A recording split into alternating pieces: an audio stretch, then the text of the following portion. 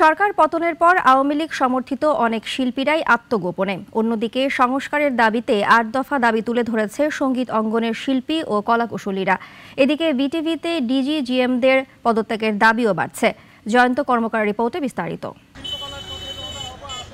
দীর্ঘদিন ধরে অনিয়ম, দুর্নীতি আর সিন্ডিকেটের কারণে বিটিভিতে নানাভাবে বঞ্চিত হয়ে আসছেন টেলিভিশনটির তালিকাভুক্ত শিল্পী ও কলাকুশলীরা। তবে পরিবর্তিত পরিস্থিতিতে সংস্কার চেয়ে সকালে রাস্তায় নামে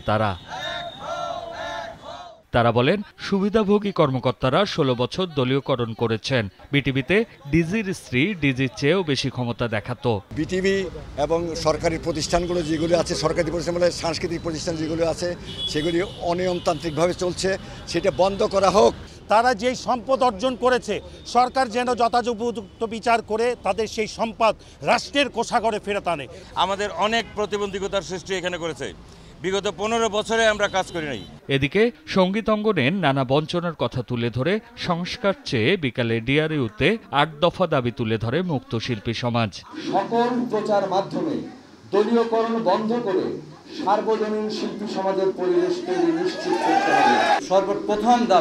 সর্বপ্রথম দাবি আমাদের এই পেশার স্বীকৃতি চাই। সরকারি সমস্ত কাজে শিল্পীরা এইভাবে কন্ট্রিবিউশন দিয়ে এসছে, অথচ তাদের পেশার স্বীকৃতিটা আপনারা আজ পর্যন্ত দিলেন না। তার মানে কি আমরা সরকারিভাবেও ব্যবহার হয়ে আসছি? দাবিগুলো নিয়ে পরবর্তীতে প্রধান উপদেষ্টার সাথে দেখা করবেন বলে জানায় মুক্ত শিল্পী সমাজ। আমরা পেশার স্বীকৃতি চাই। জয়ন্ত কর্মকার, নাগরিক, ঢাকা।